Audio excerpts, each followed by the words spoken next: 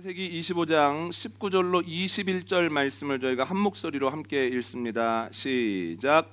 아브라함의 아들 이삭의 조건은 이러하니라. 아브라함이 이삭을 낳았고 이삭은 40세에 리브가를 맞이하여 아내를 삼았으니 리브가는 바단 아람의 아람 족속 중 부두엘의 딸이요 아람 족속 중 라반의 누이였더라. 이삭이 그의 아내가 임신하지 못하므로 그를 위하여 여호와께 간구하매 여호와께서 그의 간구를 들으셨으므로 그의 아내 리브가가 임신하였더니. 아멘. 지난달에는 아브라함에 대해서 나누었습니다.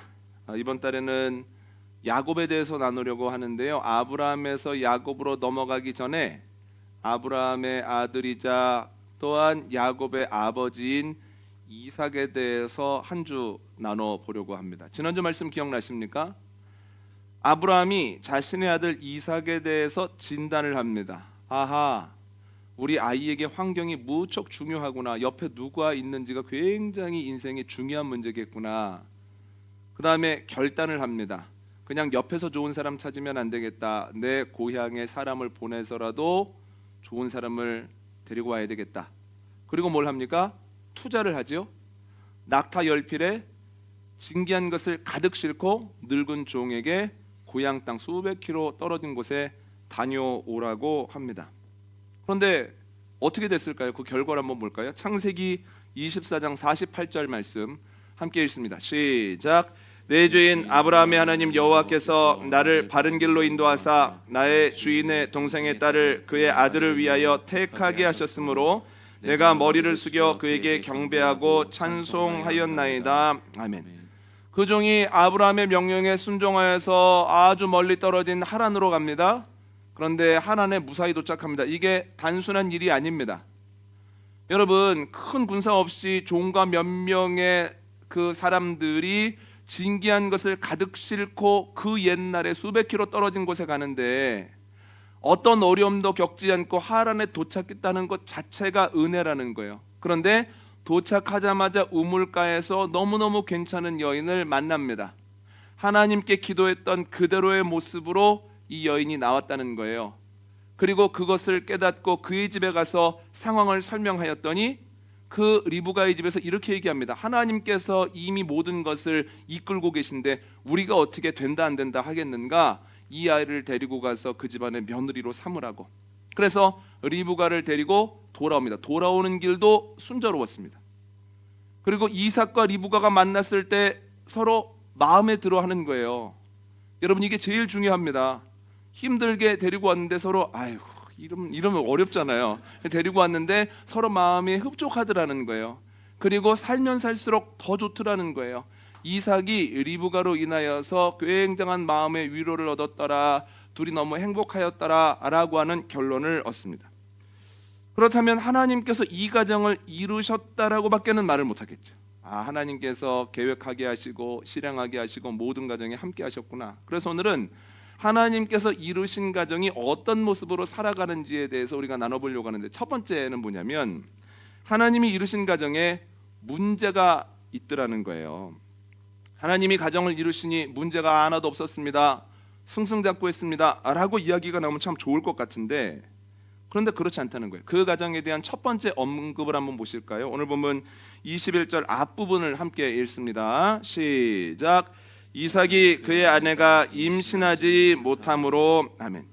이삭과 그의 아내가 임신하지 못하더라는 거예요. 그런데 이것이 작은 문제가 아닙니다.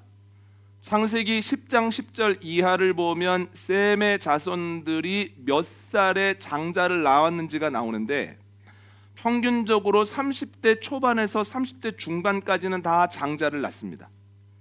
아브라함이 100세 때 낳지요. 아브라함만큼이나 늦게 나온 사람이 아브라함의 아버지 데라입니다. 데라가 70세 때 첫 아들을 낳습니다. 그렇다면 두 사람을 제외하고는 이미 이삭이 40살 때 결혼했기 때문에 허니문 베이비를 가져도 늦은 편이에요.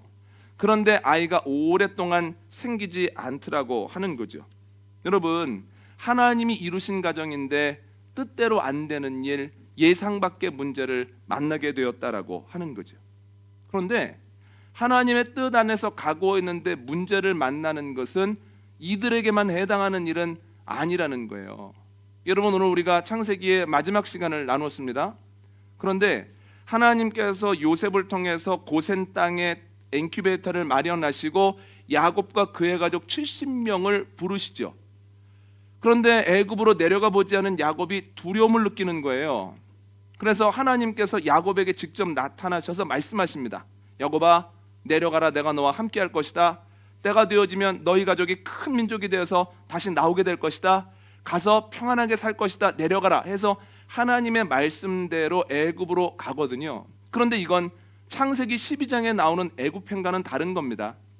창세기 12장에서 아브라함이 애굽으로 내려간 것은 기근을 피해서 갔던 거고, 지금 방금 말씀드린 야곱과 그의 가족 70명이 애굽으로 간 것은 내려간 것이 아니라 올라간 것입니다. 왜 그렇습니까? 하나님이 보내셨기 때문에 이건 내려가는 길이 아니라 올라가는 길이라는 거예요. 그리고 400년 뒤에 그들이 큰 민족이 되었다는 거예요. 그런데 큰 민족이 되고 나서부터 애굽 사람들에게 핍박을 받았다라고 하는 겁니다. 분명히 하나님께서 마련하시고 하나님께서 확증시켜 주셔서 그 가족이 그 애굽으로 내려갔음에도 불구하고 그들의 공동체에 큰 문제가 생겼다라고 하는 거죠. 그런데 이러한 일들은 다음에도 계속해서 반복이 됩니다. 그들이 출애굽을 하고 광야의 출발점에 섰을 때부터 길을 아는 사람이 없습니다. 그래서 하나님이 그때부터 그들 앞에 불기둥과 구름기둥을 두시거든요. 이스라엘 사람들이 불기둥과 구름기둥을 따라갑니다. 그러면 순탄한 길이어야 될 것 같은데 그렇지 않다는 거예요. 불기둥과 구름기둥을 따라갔는데 얼마 지나지 않아서 앞에는 홍해가 맞고 뒤에는 애굽의 병사들이 병거를 타고 쫓아오는 큰 위기의 상황이 발생한다는 거예요. 이삭의 가정도 하나님이 이루신 가정이고, 하나님께서 보내셔서 야곱의 가정에 내려가서 큰 민족이 되었고, 하나님께서 그들 앞에 두신 불기둥과 구름기둥을 따라갔을 뿐인데도 홍해라고 하는 큰 문제를 만났다는 거예요. 이걸 통해서 알 수 있는 것이 있습니다. 하나님이 이루신 가정에도, 하나님의 뜻에 순종하는 과정에도, 하나님의 인도를 받았음에도 불구하고 우리들에게는 늘 문제가 있다라고 하는 겁니다. 가정생활을 하다 보면 문제가 늘 있습니다. 목회를 하다 보면 우리 교회에만 이런 연약한 고리가 있나 싶을 때가 있습니다. 그러나 우리가 분명히 그때 알아야 되는 것은 하나님이 이루신 가정임에도 불구하고 문제가 있고, 하나님의 뜻에 따라 목회를 하고 사역을 함에도 불구하고 문제가 있을 수밖에 없다는 거예요. 이 영적 원리를 알지 못하면 자꾸만 다른 생각을 하게 됩니다. 아하, 내가 그때 잘못 선택했나? 내가 어디서부터 잘못된 거지? 내가 그때 괜한 결정을 해서 이런 일들을 경험하게 되나? 분명히 하나님의 뜻대로 가고 있음에도 불구하고 다른 것에 마음을 뺏길 수밖에 없다는 거예요. 여러분, 하나님이 이루셨고 하나님이 이끄시고 하나님의 인도를 따라가도 우리의 삶에는 문제가 늘 있을 수밖에 없다고 하는 것을 기억하는 저와 여러분 되어주시기를 원합니다. 이것을 기억할 때 문제에 대해서 바른 반응을 할 수 있다는 거예요. 두 번째, 이삭의 가정을 보면 방법이 있다는 거예요.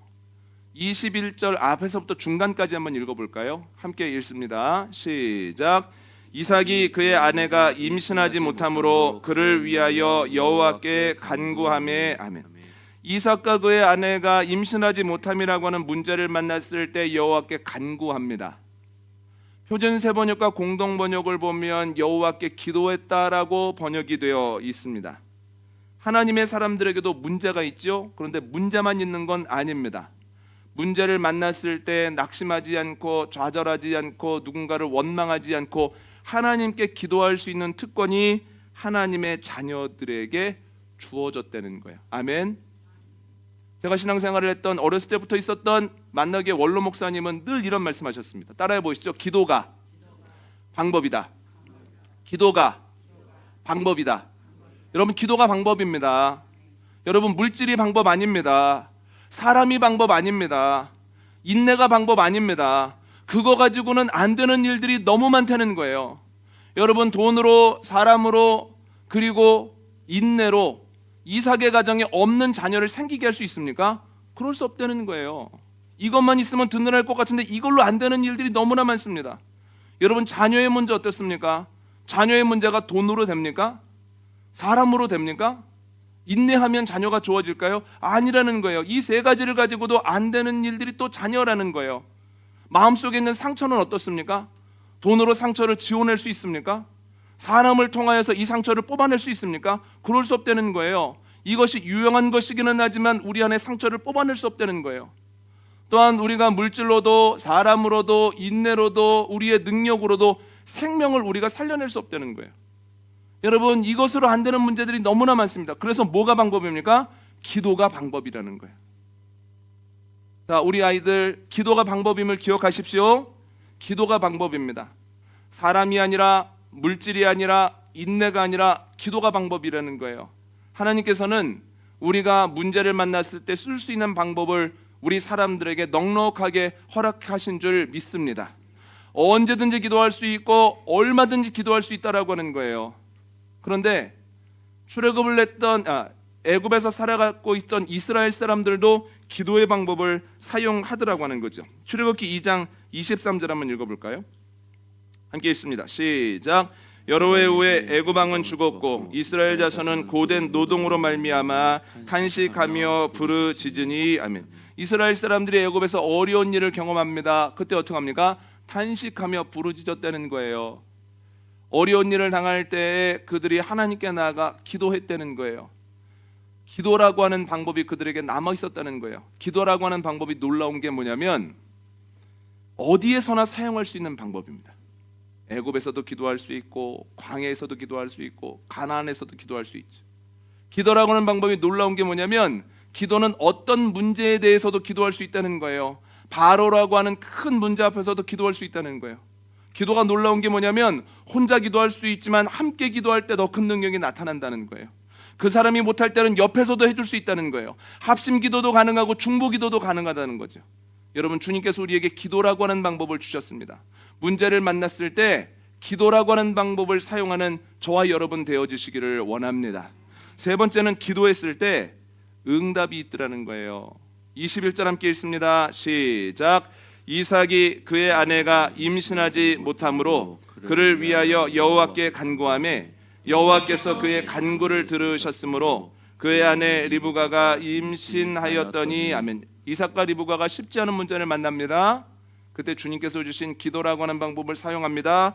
그랬을 때 어떻게 됩니까? 주님께서 그들의 기도를 간구해 주셨다는 거예요. 기도에는 열매가 있다는 거예요. 아멘. 기도에는 뭐가 있습니까? 열매가 있습니다. 하나님께서 기도하게 하시면 분명히 그에 대한 열매를 허락해 주십니다. 저희가 분이할 때 기도에 대해서 나눴지만 그냥 기도하는 것이 아니라 우리가 생각하지 못했던 기도를 하게 되어질 때 우리가 기대해야 됩니다. 우리 아이들에게 계속해서 물어보잖아요. 너 어린이날 때 무슨 선물 받고 싶냐고. 왜 그렇습니까? 아이들에게 선물을 주고자 하는 마음과 형편이 준비되어 있기 때문입니다. 뭔가를 자꾸 물어보라고 얘기해보라고 할 때는 선물이 이미 준비되어 있는 거거든요. 똑같습니다. 기도할 때 응답도 해주시지만 하나님께서 기도하라고는 마음을 주시고 기도의 제목을 주실 때에는 이미 그에 대한 응답이 준비되어 있다는 거예요. 그래서 모든 기도는 응답이 되어질 수밖에 없습니다.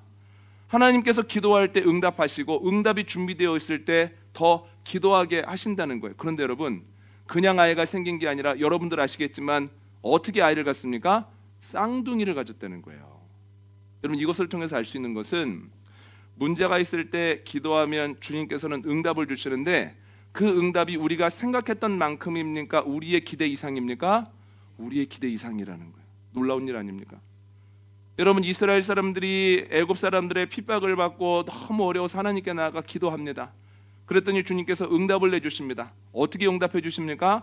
바로의 마음을 누그러뜨린 정도가 아니라 바로의 완악함을 꺾어내심으로 이스라엘 사람들이 아예 출애굽을 해서 가나안 땅까지 가게 하시더라는 거예요. 그들이 기도했지만 그들이 출애굽과 가나안행을 염두에 뒀겠습니까? 아니요, 그러지 못했습니다. 기도하지만 그 정도까지는 기대 못했습니다. 그러나 하나님께서 놀랍게도 기도하게 하시고 출애굽과 광야 생활과 가나안에 들어가게까지 하시더라는 거예요. 여러분, 홍해를 앞두고 이스라엘 사람들이 기도합니다. 살려달라고만 기도합니다. 그런데 살려주시기만 합니까? 그들이 생각하지 못했던 놀라운 일들이 또 일어납니까? 그들이 홍해를 건넌 이후에 애굽의 병과가 그들을 잡으려고 쫓아올 때 하나님께서는 홍해를 다시 하나로 만드셨다는 거예요. 그래서 그 병거들을 수장시키신다는 거예요. 여러분, 이스라엘 사람들의 마음속에 누구에 대한 두려움이 늘 있겠습니까? 평생 동안 봐왔던 애굽 병사들과 병거에 대한 두려움이 있거든요. 그런데 주님께서 홍해 사건을 통해서 그들을 살리셨을 뿐만 아니라 그들이 어렸을 때부터 가지고 있었던 애굽에 대한 두려움을 그들의 마음속에서 뽑아내시더라는 거예요. 여러분, 주님은 지금도 동일하게 일하십니다. 저희가 예배 장소를 옮겨야 할 때 저희가 주님께 늘 기도한 것이 있습니다. 어떤 기도를 했습니까? 예배 장소를 달라고 기도를 했습니다. 하나님께서 응답하셨습니까? 안 하셨습니까? 네, 응답하셨습니다. 그런데 어떻습니까? 기대 이상의 은혜를 허락해 주셨습니다. 예배 장소를 주신 것뿐만 아니라 예배 장소를 옮기는 과정 중에 하나님이 어떤 분이고 하나님이 어떻게 일하시고 하나님이 얼마나 강력하신 분인지를 우리에게 알려주셨다는 거예요. 여러분, 주님이 일하실 때는 우리가 기도하고 기대했던 이상을 우리에게 응답으로 주신다라고 하는 거죠. 이것을 기억하고 기도하는 저 여러분, 주님께서 주시는 응답을 경험하고 주님께 감사를 올려드리는 저와 여러분 되어주시기를 원합니다. 오늘 말씀 정리합니다. 하나님이 이루신 가정에도, 하나님께서 기뻐하시는 교회에도, 하나님의 인도를 따라가는 중에도 문제는 반드시 있습니다. 그것이 우리의 인생입니다. 두 번째는, 그러나 우리에게는 특권이 주어졌습니다. 문제를 만났을 때 기도할 수 있다는 거예요. 뭐가 방법입니까? 기도가 방법입니다. 물질이 방법 아니고 사람이 방법 아니고 인내가 방법 아닙니다. 기도가 방법입니다. 세 번째는, 기도에는 반드시 뭐가 있습니까? 응답이 있습니다. 그런데 그 응답은 기대 이상입니다. 문제가 있으나 기도할 수 있고, 기도하면 기대 이상의 응답을 주시는 주님으로 인하여서 주님께서 주시는 참 평안함을 누리는 저와 여러분 되어주시기를 원합니다.